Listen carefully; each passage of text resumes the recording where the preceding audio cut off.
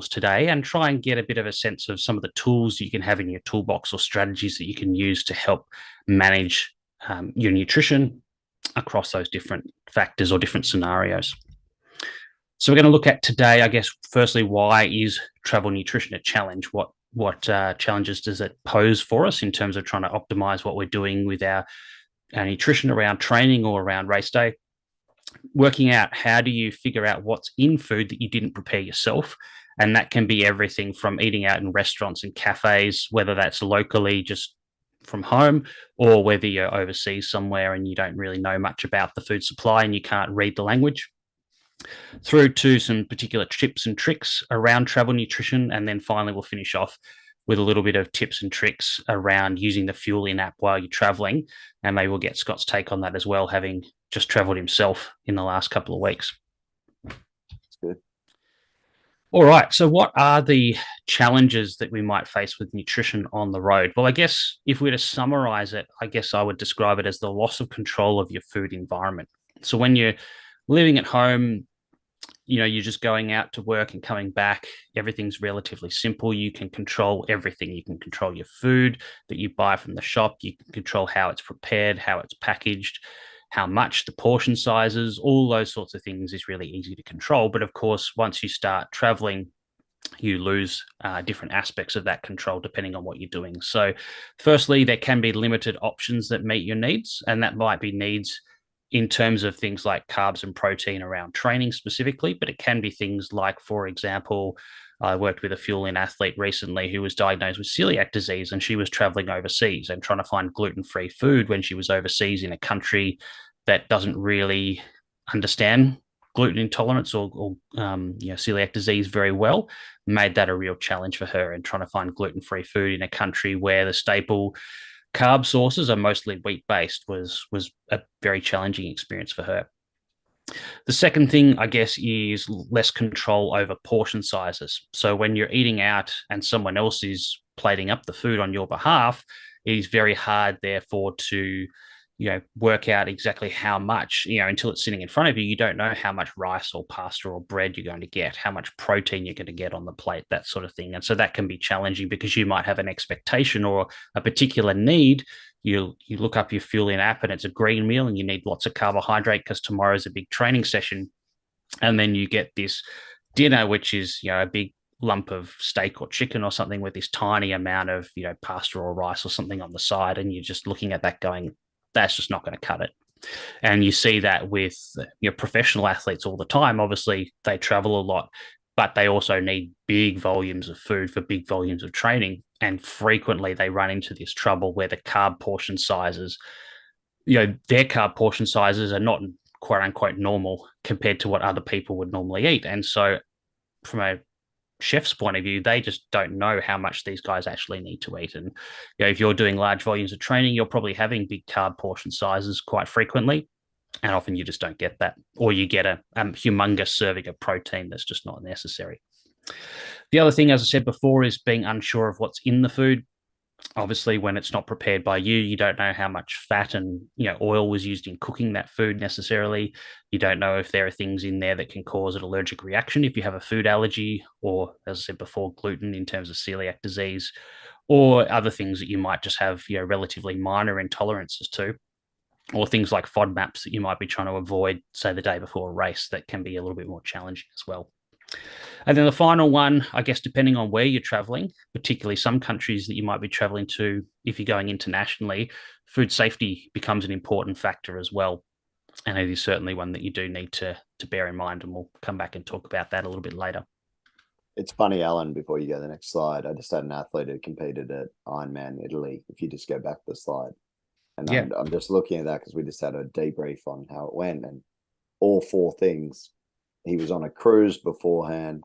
So options were there, but maybe not exactly what he needed. Portions were out of control because he was at a buffet and he could eat as much as he wanted. He wasn't sure what was in the food because a lot of the people didn't speak English. And then the food safety risk of the buffet, which is, as you know, a nightmare for potential contamination. Like all four things, they is exactly what we spoke about today. And it is what you face as an athlete when you are traveling, especially when you're stuck on a cruise ship before an Ironman. So Yeah, that absolutely. makes And sense. I think like in terms of the portion control in particular with the buffet, that's a really interesting one because it does give you the opportunity to serve up your own food and therefore control, get the exact portions that you want. But at the same time, it's a very different food environment and it's very easy to overeat in that environment as well. Yeah, he actually made the comment, well, I paid for the cruise. So you have this mentality, well, I paid for this, so I should eat more. And it's Get like value for it's money. that classic mentality of like I want to get my value for money when you're in there. And Mm, you see that in the hotel buffet.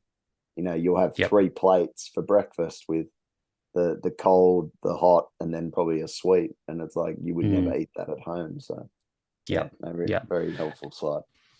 Yeah, and I think, even for elite athletes, that can still be a factor, the Mm. novelty of eating out and going away and things like that. I know when the Australian Institute of Sport, they don't have many athletes in residence anymore, but you go back 10 or 15 years and, quite a few sports were based there in Canberra and actually lived there and used the dining hall there for 2 or 3 meals a day. Um, and the dietitians there used to call it smorgasbord syndrome, where, you know, they're just spoilt for choice. There are so many great things. And obviously, there it's the Institute of Sport. It's all particularly catered for their needs, but they're like, oh, I want to try a bit of this and a bit of that and a bit of that and a bit of that. And the whole sort of portion size and what do you actually need goes out the window with the whole novelty of the Yeah, smorgasbord. I've Yeah. So heard it they happens get even to elite athletes. the Olympic injection as well. You hear about all these Yep. athletes at the Olympic Village putting on weight Yep. because they, Yep. yeah, Absolutely. Yep. fascinating. All right. So I guess the first challenge that we have is that we don't know what's in the food. So how can we figure out what's in food when you didn't prepare it yourself? I guess the simple answer to that is it's never going to be precise, and a lot of the time you're never going to know exactly what's in the food. But here's a few little tips and strategies that might be helpful to at least get some sense of what's happening. I guess that's the point here. When you're traveling, sometimes with that loss of control over your food environment, you kind of have to make do as best you can, and it's not going to be perfect. But usually, most of the time, that's okay as long as you can get a few things right. So the first one is you can ask the staff that are preparing the food. So they may have nutrition information that's available, but it may not be available unless you ask. So you can certainly do that. They may at least have an ingredient list, particularly if it's a concern about a particular allergy or gluten or FODMAPs or something like that. At least knowing what the ingredients are, even if you don't know exactly how much of each ingredient, can be potentially helpful. If it's packaged food, whether it's written in your language or another language, and I'll talk about other languages a little bit later, but checking food labels can obviously be useful, just like it is when we're not traveling. Sometimes even using MyFitnessPal, it may be an approximation, but if you put in, chicken stir fry with noodles restaurant or something like that, it's not going to be exactly the same as the chicken stir fry with noodles in this restaurant, but it's at least going to give you some idea of what that might be. It's not going to be accurate, but it'll give you at least a bit of a sense of what's going on. If it's somewhere where you've eaten a lot before, or you've got a pretty good eye for what that particular type of meal is, then you may be able to call on past experience around that. But oftentimes that's not the case. But then two other methods that I've sort of suggested here. One at the bottom right there is to just focus on what's the most important things from a training and recovery point of view. And that might be not being too caught up with exactly what's in the meal and exactly how many calories and how many grams of fat, and just focusing on the carbohydrate and the protein and trying to estimate the portion sizes of those rather than fretting about every minor detail about the meal.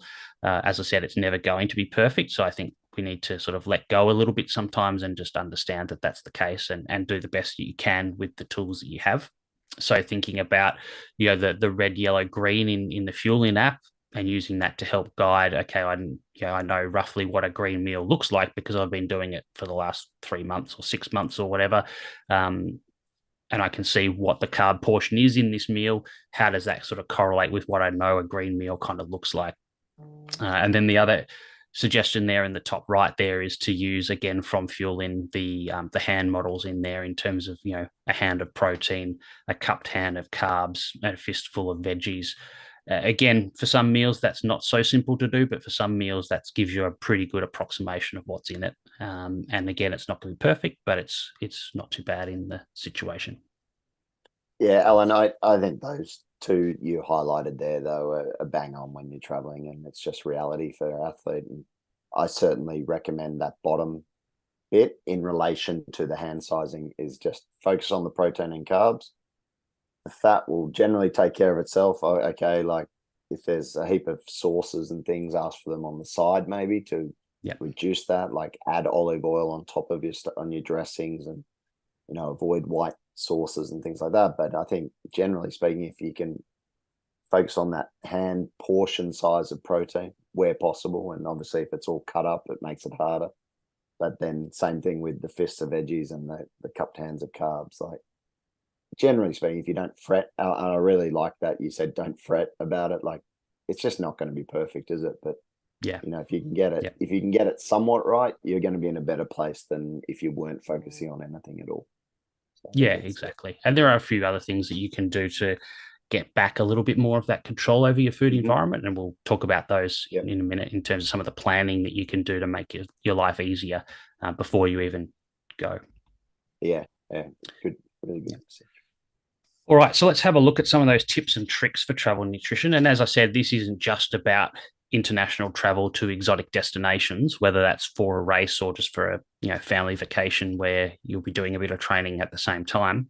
But this can be as simple as you work a sales job and you spend most of your day in the car as well.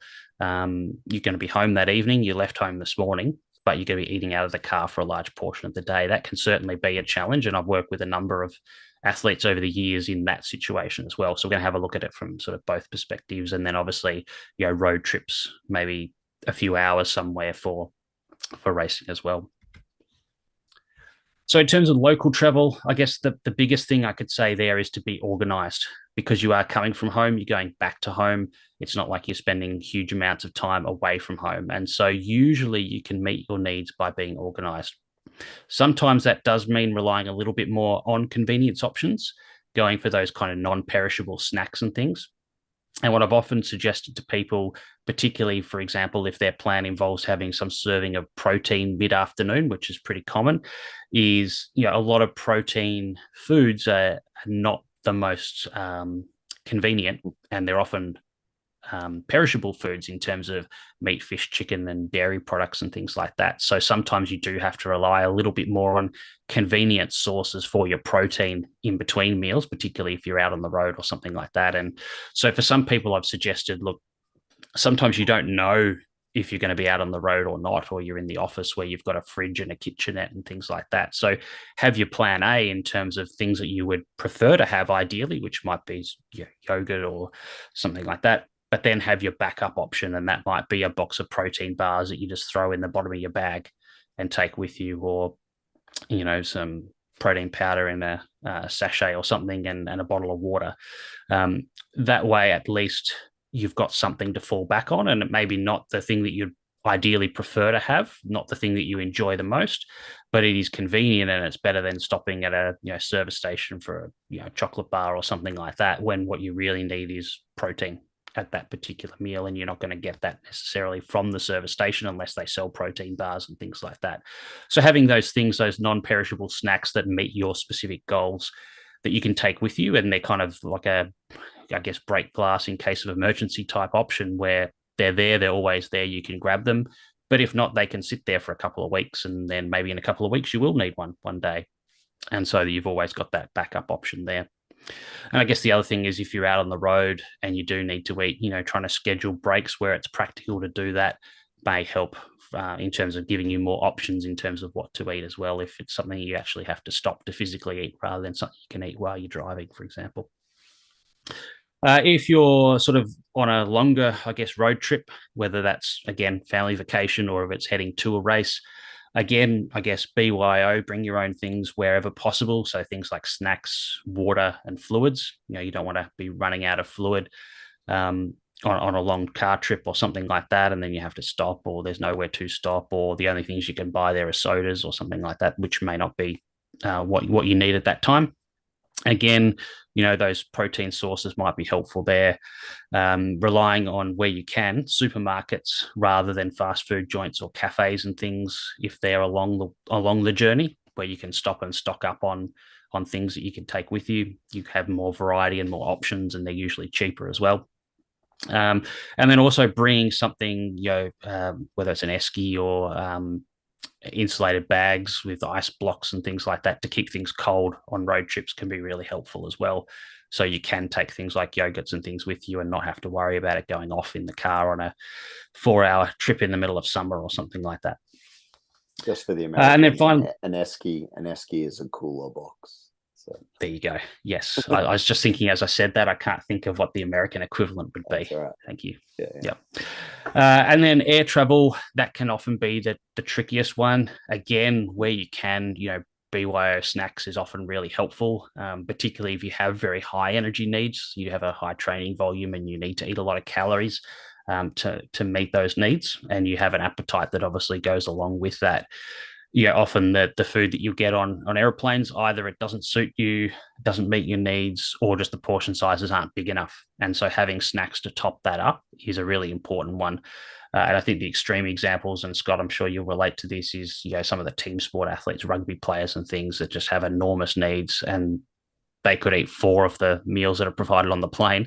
So they need to take a lot of snacks with them to keep themselves from starving the whole time. And obviously, with high volume triathletes, that can be not dissimilar to that as well. Obviously, eating before the flight can be helpful, particularly if you don't particularly enjoy airline food. And this one's more about jet lag. Try to change when you eat to match the destination time zone as soon as possible on a flight. It's not going to be a miracle cure for jet lag, but it will help a little bit as well. Is the cues around food going in and the sort of hunger satiety cycle, if you like, that is linked to time of the day and to your biological clock. And so trying to eat according to the destination time zone, if you are traveling across multiple time zones, can be helpful as well. Again, it's not going to be a miracle cure, but it will contribute to at least minimizing that jet lag a little bit when you arrive. Alan, on that point, and it's something I've looked into and sort of experimented with. Have you looked into sort of the notion of fasting on long haul flights to try and reduce jet lag based on the circadian? And there's some information, and a lot of it's theoretical around inflammation and this inflammatory Yeah. process, circadian rhythm. Well, I guess that sort of fits with the eating per your Yeah, destination time zone. So if it's 2 o'clock in the morning in your destination, then not eating during that period as if you were asleep, I guess is, trying to yeah, replicate that as close as you can. yeah, and that's what it is all based around is, not.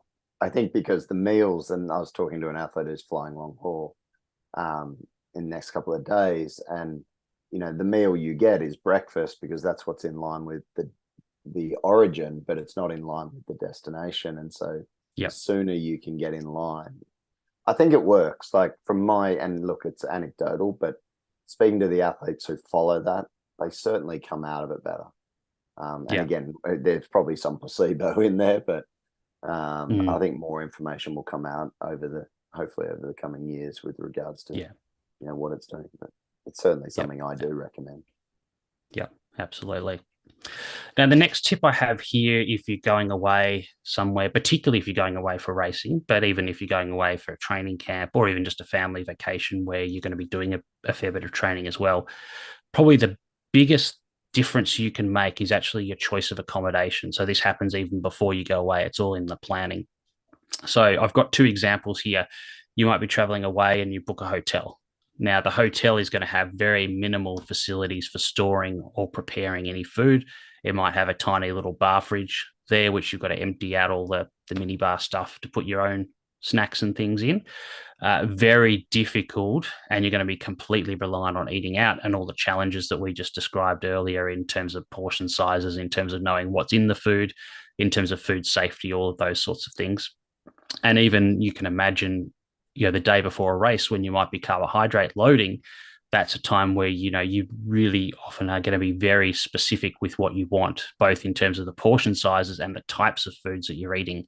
And then trying to get access to that when you're out, you may have to make quite a few compromises to actually get what you want or what you need compared to what you would have originally planned or what you might have had if you were doing a local race and you were eating from home. So And the contrast to that is, if you can get access to a service department or an Airbnb that has a full kitchen or something like that, you have, again, far more control over your food environment. You can go to the supermarket and you've got cupboards to store all the food in. You've got a full sized fridge. You've got a stove top to prepare things. You've got outlets, electric kettles, and you can plug in a rice cooker or something if you have to. There's just so much more control, and particularly for carbohydrate loading the day before a race, this is the biggest one I find.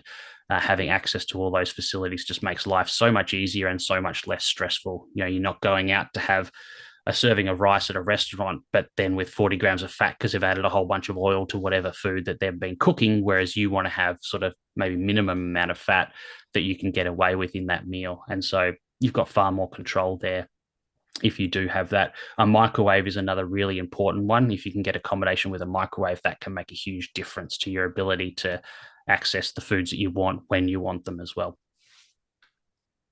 I think that's a key slide, Alan. Like honestly, Mm. like it's funny, isn't it? It's the simple things, but booking the accommodation that actually allows you to execute your plan is Oh, probably the totally. most important thing. Like, Yep. you Yep. know, Same same Now, here's a conversation with that few. athlete, you know, Yep. where he's booked a hotel and it just makes it difficult. Mm. Yeah, absolutely. So here's a few other sort of tips and tricks that I guess people have sort of learnt over the years. The first one seems really simple, but again, it's all in the planning and the organization, and that is to jump on Google Maps when you're booking your accommodation in terms of its proximity to your race venue, if you're going there for a race, but also proximity to things like supermarkets and shops or preferred sort of restaurants and things where you want to eat. You don't want to book accommodation only to find out that you've either got to hire a car or walk 45 minutes to get access to food. An absolute nightmare. So where you book your accommodation is just as important as the type of accommodation. So I can't stress that enough. And obviously, Google Maps can be really helpful when you do arrive and you're looking for supermarkets or restaurants or things like that to actually find out where they are and how to get there. But certainly the planning is really important. And as an example, the national sporting teams that travel away for world championships or even Olympics where they're staying off site out of an Olympic village, they invest so much time and effort into this one factor of where they're going to stay and where is the proximity. And they create guides. Obviously, they're dealing with dozens of athletes. They're creating guides for them all in terms of where is the closest supermarket, where is this, where is that, and they'll actually travel often years in advance to go and scout all of this stuff out beforehand because they don't want any of these things to derail race day, where these people have invested so much time and effort preparing for it, often years of their lives for it. The next thing in the middle at the top there, this is one I've actually used quite a bit with athletes and I think is very underestimated. Maybe not so practical if you're flying somewhere, but if you're going on a road trip for a race, is actually taking like one of those grills or sandwich presses with you. As long as you've got an outlet you can plug it into, it's amazing the different things you can actually cook on one of these besides toasted sandwiches. You can cook bacon and eggs on it if you want to. You can make all sorts of things. And so that can be a really useful utensil when you're in an environment where you don't have much in terms of cooking facilities. The other one that I've used a lot with people, again, where they're staying somewhere that doesn't have full kitchen facilities, is a rice cooker, or particularly if they don't have a microwave, because you can at least cook up some rice if you're really struggling. And rice cookers can be used for making other things as well. Those little cups of, A cool product, Alan, that actually was highlighted to me by two pro female athletes recently was a product called a drizzle. It's a collapsible silicon rice cooker. So it's a all right. travel rice cooker that collapses down. It's called drizzle, Yep. which they say is amazing. And you can cook rice in it, you can do stews in it, and you can do soups in it. So they use that Yeah, a right. lot. And you can do porridge in it as well. Yep. So pretty Yep. cool. And it folds down to like no bigger than sort of 5, maybe 7 centimeters deep when it folds Yeah, right. down, and it cooks up to 4 cups of rice. So it's pretty cool. Awesome. Yeah, cool. The things like the microwave cups or pouches of rice can be really handy as well. Anything that can be sort of quickly microwaved up if you've got access to that, but not access to a full sort of kitchen, can be really helpful, particularly if you go out to eat at a restaurant or something and you look around and you just like, I don't think any of this is suitable for me. And so these are often backup options, but at least there is a backup option in those cases. Down the bottom left there, taking familiar foods that you're obviously allowed to take. Obviously, you've got to worry about food, quarantine and things like that if you're traveling internationally or interstate. But taking familiar foods with you where you're allowed to can be really helpful, particularly if you're traveling internationally where the food supply is very different to what you used to back home. And that can be things like boxes of cereal bars that you really like that may not be available in the country that you're traveling to. For Australians, it might be things like jars of Vegemite if that's something that they really love and they're really attached to. Obviously, Americans are probably screwing up their face about now, but that's okay. There might be a particular food that you're particularly attached to, a certain brand of cereal, for example, that you really love and it's part of your race day routine. If you can take it with you, do so, because again, it'll just be that familiarity to you and not a journey into the unknown about how that's going to play out on race day. In the middle down the bottom there, in terms of your sports nutrition products, obviously, if you're going away to a race, take what you can with you if you're going to use your own products and you're not reliant on what's available on course. The other thing, depending on where you're going, it may not be always that practical to take everything with you. The other option is, depending on where you are, you can order things online and get it delivered to your hotel or your Airbnb or something like that. And so that might be another option to get products sent to you that doesn't have to come in your luggage limit in terms of weight and space and that kind of thing.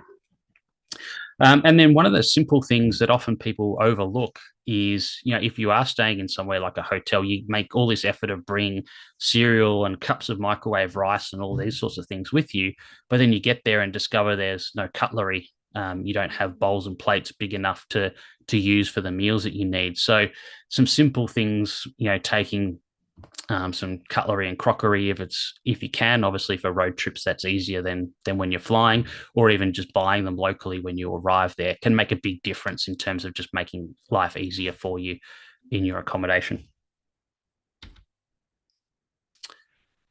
The other thing, and this is going back to one of the Q&A sessions a few weeks ago now, is when you are out and you're thinking about what to eat and you don't know what's in the food necessarily, using that building block model that Scott presented a month or two back can be really useful. So using that base, your vegetables and the carbohydrate aspect of the food, thinking about your red, yellow, green meals, depending on what's in your plan, and then layering on the protein to that. The fat you may have less control over when you're eating out, but do the best you can. And then you've got the sauces and seasonings and things. And as Scott said before, that may be something where you can ask for it on the side. So you've got a little bit more control about how much is added or not added to those foods.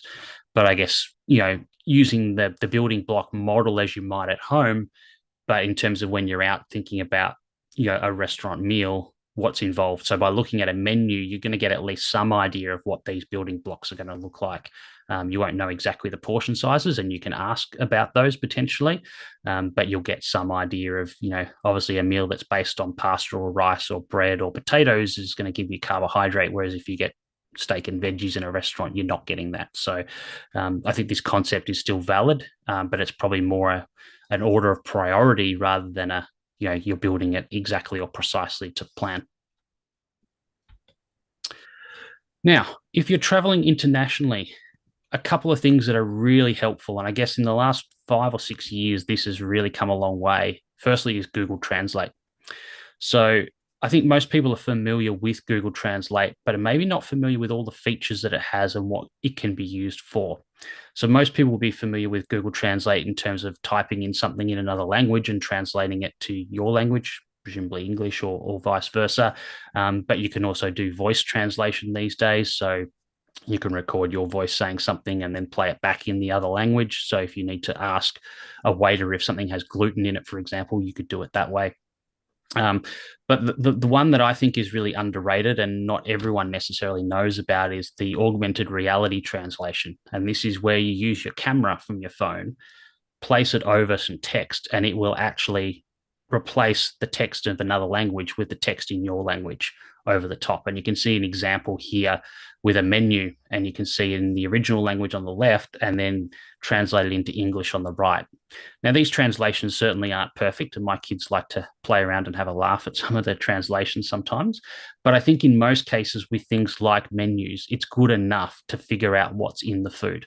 And so if you are eating out in another country where it's a different language to yours, this can be a really useful strategy to actually decipher menus, but also things like food labels, looking at the ingredients lists on food products. Or if you're looking down a food label and you're not sure which one's protein and which one's carbohydrate, for example, by using this sort of augmented reality aspect of Google Translate, you can quickly figure out what's going on. Another thing I think it's really important when you're traveling internationally, particularly for races, is to think about food safety. It's a really important one. So, a lot of people are going to travel internationally and they're really excited about this, whether it's the first time they've traveled or the first time to that particular country. And they're really eager to try the local cuisine and the culture and all those sorts of things. So, my advice here is wait until after your race to do that. Stick with what's familiar, what you know is going to be safe from a food safety point of view. And then if you do want to try the local cuisine, the street vendors and things like that, do that after you've finished your race, because the last thing you want is a case of gastro the day before or the morning of your race, ruining your race because of food poisoning when it could have easily been avoided by making some smarter food choices. So it's not like the whole trip has to be like work and you have to steer away from any kind of cultural experience at all. But I guess just save it for after the race if you're going to go try the local cuisine. And I've had athletes that have certainly got that wrong and been sick on race day for whatever reason. I think one of them, unfortunately, was actually swimming in the river where the race was in Kazakhstan and got sick from that. We don't know whether it was the food or the river water. We suspect it was the river water, but it could have been the food as well. All right. So finally, using the Fuelin app while you're traveling. I don't think this is going to be anything dramatic that we haven't talked about before, but I guess using those strategies and how that fits with the app. I guess firstly, estimating food when you're eating out can certainly be challenging. Sometimes it might be sort of familiar recipes that you've seen before in the app, and you go, "Oh, that's kind of similar to this." And so, again, it's not going to be perfect in terms of total calorie intake and fat intake, but it might give you a reasonable idea of protein and carb intake, at least enough to sort of get by. Another option would be, as we were saying earlier, is to use the red, yellow, and green and simply use that to scale your carb portions according to what you need, rather than getting too hung up on about the grams of carbs or the grams of food specifically. And then finally, as we said before, the hand estimate can be really helpful as well. So using those hand pictures as a guide within the app when you're out can be really helpful to kind of figure out how much of each, the carb portion, the protein portion, and the veggie portion that you're actually getting when you're eating out. Sorry, you're muted, Scott. Yeah, just go back to that screen because I think it's definitely how I use the app and how I recommend the athletes use the app when traveling. I think, picking some of the food items or the recipes in Fuelin that are similar, like things like pancakes or, eggs and salmon and all those sort of commonly seen recipes on cafes and restaurants menus are typically in the app, and you can sort of bastardize, group together individual ingredients or choose recipes that are similar and at least guesstimate so you're in the ballpark of where you should be, as you say, with then certainly in relation to the carb and protein. And I think as you highlighted with the middle screen there, yes, like if it's a yellow meal beforehand, like think what that is, at least know, okay, that's probably 2 slices of toast to get that in with some jam, and you're ticking that off as you go. And then certainly using the hand model and actually tracking that in the app. So again, track if you have 2 cupped hands of carbs, whatever that is, like add that into the app so it is deducting from your daily target. So at least you're in the ballpark. I think having just talked to an athlete where he told me what he had for breakfast on race morning, and he was meant to have 150 to sort of 180 grams of carbs, and woefully short based on what he told me he had, and he just missed the mark because he didn't necessarily guesstimate or really approximate based on what he was eating and how that sort of married up to the app. So Mm. even when you are traveling, you still got to be on point, especially if you're traveling for the race with the intention of having a great race. Don't let it all go to waste at the very end. Yep. Yep. And I think kind of bring all of that together, I think a lot of that is also about the mindset of how you come at nutrition as well. So, there are athletes that are very like, I have to have this particular breakfast on race morning. Like it's whether it's superstition, whether it's routine, whether they're just fearful of any deviation from the normal. And when you're traveling, often that's just not possible. The foods that are part of that sacred routine are just not available. Or they're not available in exactly the form that you like them, or what you're eating for carb loading the day before and that kind of thing. So I think, you know, practicing some level of flexibility with that as well. Like it's not necessarily deviating from the red, yellow, green, but knowing that a yellow breakfast can be one of hundreds, literally hundreds of different combinations of things could be a yellow breakfast, and trying out different things in your training and knowing that you can eat different options that are going to give you the same amount of nutrition, but gives you flexibility when you're away to have that mindset of, okay, well, suddenly what I thought was available is not available. Okay, what else can I get that's going to be similar to that or will meet my needs, rather than, just freaking out and, stressing unnecessarily because you can't get exactly what you normally have on race day. So that flexibility and adaptability, I think, is really important for an athlete that travels frequently. And if you are that type of athlete that does freak out, and certainly we have dealt with many of them, and I'm probably more in that category of like to be prepared. If you need to, Ziploc bag or take the product that you eat with you, and if you are traveling internationally, obviously get it so it's just a whole bag, it's sealed. There's no issues with taking it in. Like, and if you're traveling interstate, say in America or in Australia or Europe, like Ziploc your bags, label them, like with the day, what it is. If it's your overnight oats mixture, and they're all labeled out. If it's your shake in the afternoon, it's all labeled out. Like, do that. If that makes you comfortable and that removes that decision, oh, what am I going to do? If that's how you need to travel, then you can do that as well. But I think the big point that Alan's made is like you either prepare for that and be prepared for it, or be flexible with knowing that you've got other choices that you can consume on the day. Yeah, yeah, absolutely. Anything else, Scott? Like obviously you've just come back from traveling internationally the last couple of weeks. Is there anything else that sort of springs to mind from your perspective?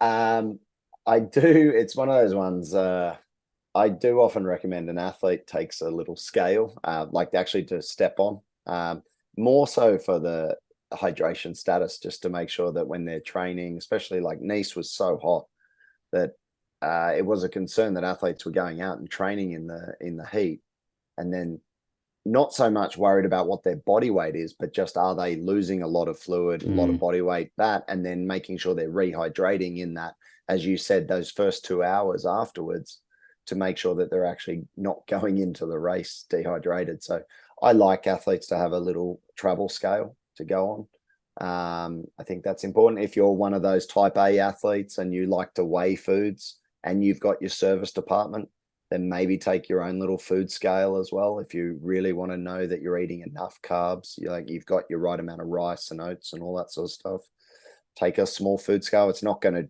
add any real bulk to your luggage. So I think things like that.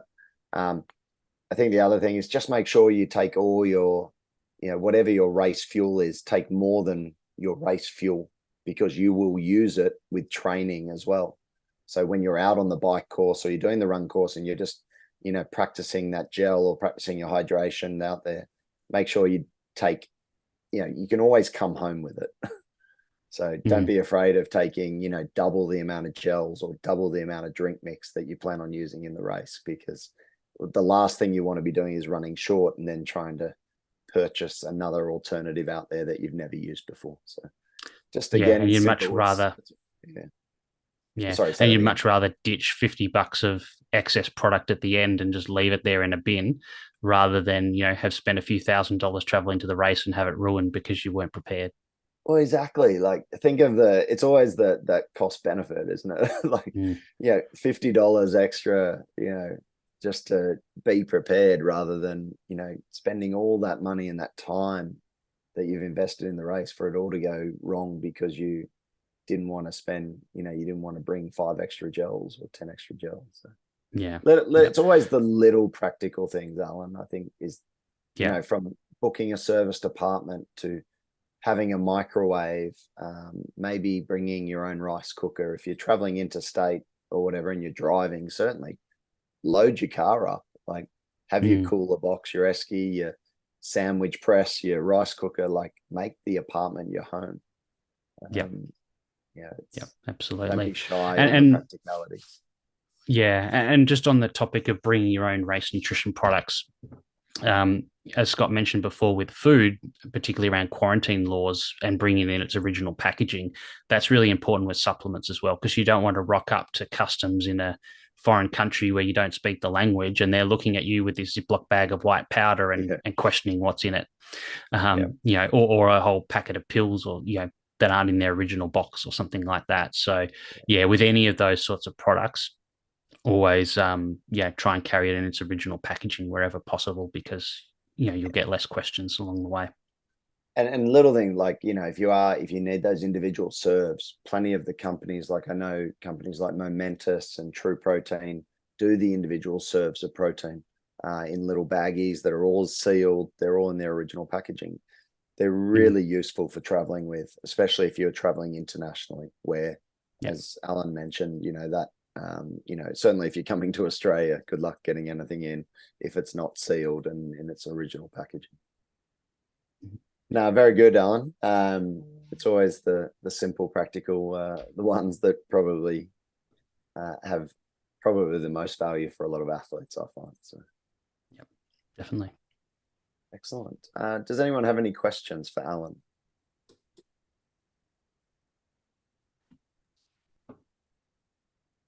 Any questions from the crew? A general question. Yeah. Mhm. What about using supplements during the race? We talk about carbs and electrolytes and all that, but what about things like Swiss RS has something called nitrate oxide? Hammer has something called anti-fatigue. What are your thoughts on using these types of things during the race? Yeah, well, I mean, in terms of supplements, I think the majority of supplements, obviously, you've got your vitamin mineral supplements, obviously, and that's more about meeting a nutritional need. So clearly, there's like that's more about a day to day thing rather than specifically during a race. Then there's things like caffeine, which I guess is technically more of a drug than it is a nutrient. So it's a stimulant. And so that is obviously specific to during a race. So that is probably a little bit different to some of the others. But some of the ones that maybe fall in the in between or the kind of the gray area in some people's minds would be things like creatine or beta alanine or your nitric oxide or your beet juice nitrate supplements and things like that. And most of those, I guess, would come under what I would call kind of nutrient or non-nutrient optimization. In other words, you're trying to build up the amount of that in your body so it has a physiological role while you're exercising. So in pretty much all of those cases, they're not things that you need to take specifically at the time of exercise. They're more something that you're building up in the body's store of it over a period of time. Your creatine is an example of that.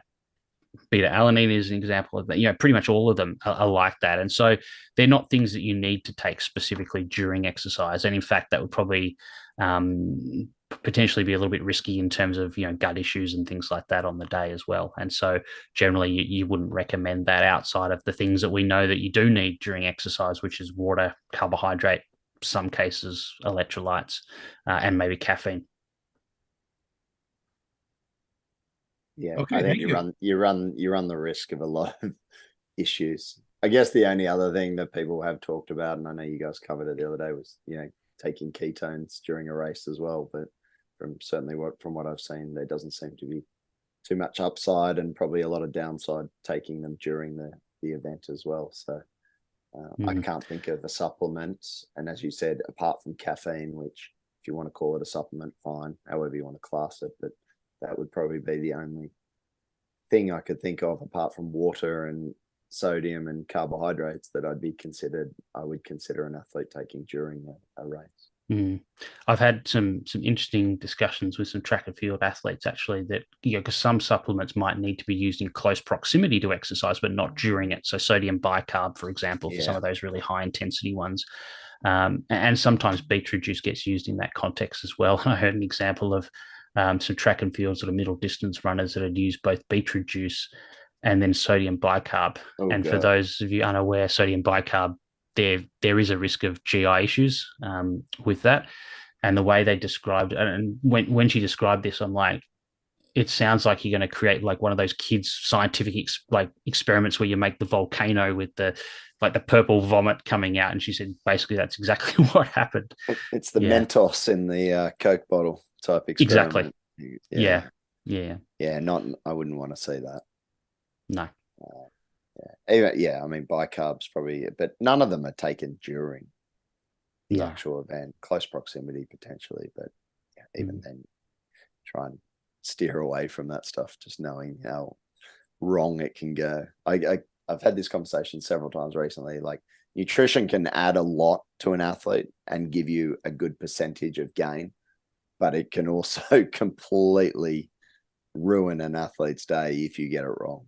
So there can be a lot of downside if you go and take, these supplements, they might give you, small percentages, but if you get it wrong with them, it can, 100% wipe out your day. So always think about that before you pop a pill or take some magic potion. Did you have any questions, Lara? Yeah, sorry. I keep going, my internet keeps checking me out and throwing me back in. I was just curious with the idea of convenient travel, and sort of taking things that are easy to take on a plane. Certainly if I'm going from California to South Africa, that's always a headache because it's a long journey, and taking to like snack bars and stuff like that. I always find that it's really difficult to navigate between either the sort of bars that I find are really designed to take during exercise, so they're really high in sugar, or they are really high in fat. And I was wondering if you have any recommendations on the type of bars that would be something that you might recommend that could be taken as just like have a snack type of thing. Stay away from bars. I mean, there's probably a couple of aspects to that. I mean, I guess if you're after protein, then you can get protein bars that are relatively low in fat, and so that you've got a bit of choice there that I guess are more, athlete specific. I think in terms of the carbohydrate side of things, certainly here in Australia, we have a lot of cereal bars that are relatively low in fat. They're not completely fat free, but they're reasonably low. Scott, you probably got more experience than me in terms of the American food supply. Do you want to comment on in terms of like snack foods that are non-perishable that'll give you a reasonable amount of carbs? Lara, were you referring specifically to flying? Is that what you were referring to? Travel in general, but that's probably the main place where I would use it, because otherwise I can easily just take hard-boiled eggs and rice cakes and things like that, and just take fruit and cottage cheese. If you're flying, or if you're just traveling in a car? No, I mean in travel, then I can just do those other things. It's really the flying that I struggle most with. Well, so what we were saying before, and I think you jumped on just afterwards, like if you're flying long haul, my approach generally is you don't eat on the plane. Okay. You actually, and Alan touched on this as well, as soon as you're on the plane or about to get on the plane, you've set your timing to the destination time zone. So it may be lunchtime where you are, but it might be the middle of the night where you're going. You wouldn't be eating normally. So get your body in time with that. And you might, anecdotally speaking, and there is some sort of hypothesis around it in terms of how it can help circadian rhythm and whatnot, but you might find not eating on the plane, the quality of food on the plane is terrible, so we can skip that bit. But Yeah. You just may not need to eat on the plane and therefore not need to take on these bars and other things like that and snacks. And for the short period of time, like, yes, you could. I mean, I flew 30 hours the other day to Nice and I didn't eat on the plane. So, no, Okay. you sort of judge it. And then when I think the second stop, I then ate at the second transition because I was like, okay, well, now it is actually morning where I'm going. And it did work out fairly well. Now, again, Okay, so you really use the travel time as the opportunity to kick into a new time zone and reset your body clock. I'll just reset. I'll just always set my time to where I'm going and what the destination time zone is at that point in time. And then we'll generally front load the nutrition before getting on the plane and try and eat sort of, no later than an hour sort of before takeoff. Okay. Something to try, and it makes life easier. You don't have to worry about anything on the plane. You can just sit and watch. Just binge watch a bunch of shows and then fall asleep. or just make, you might just fall asleep as quickly as possible. You may use, you can use things like melatonin depending on, if your use of it and destination and time zones and things like that. But, it just simplifies life. You don't have to think about too much. So I think that's and again, like Alan's whole talk is about simplifying your life with travel and sometimes not having to worry about taking extra bars and things like that on it is probably pretty good. So probably depends a little bit on the timing of the flight versus the destination time zone as well. Like, I mean, I guess a lot of them are timed so you land at the destination quite early in the morning, but it's not always the case, and that can get a little bit tricky sometimes. And I guess that's where the snacks might be helpful, because you might want to eat at this particular time because it's lunchtime or dinner time in your destination time zone, but it's not meal service time on the plane. And that's where I guess the snacks can kind of fill that void. Yes, it's not perfect. It's not what you would choose to eat, but it's better than not eating in that situation. Yeah. I mean, there's decent. There are, I mean, I say decent. Like, I like the picky bars. I think they're pretty good over there, but they are higher fat and they've got a decent, like, they're sort of, that 15 grams of protein, 15 grams of fat, and then I think 25 grams of carbs. So they're sort of like that in between, but they're very small, so you won't feel full. And that's often the problem with these processed bars or ultra processed bars, is that you'll get your necessary macros, but you won't get any satiation, and then you'll go looking for more food. So that's always the risk that you have. Yeah, then you've just told your body you want to eat, and now you're hungry. Exactly. So you've then given it something, and whereas I just find, you're not going to waste away in the short period of travel. It's my view. Like, again, focus on the big picture. Eat before, eat when you arrive. You'll probably set yourself up for a better sort of experience, in my view. Okay. See how you go. Cool. Okay. Well, look, we're up on time. Alan, super presentation. Loved it. As I said, it's always the small practical things that make the biggest difference to athletes. So anyone who watched it, hopefully, and Lara, definitely watch the first part. I think you'll get a lot out of that, and just listen to what we were talking about with the flights. I think you'll get that. And Manny, I hope you enjoyed it. Always. Excellent. Alan, do you have any parting words? No, I think just as we said, organization. I mean, I think that's the bedrock of all parts of nutrition, but especially so when you're traveling. But yeah, the more organized you are, the easier life will be. Yeah, 100%. Well said. Righto, guys. Thanks so much. Cool. See you soon. See ya. Good night.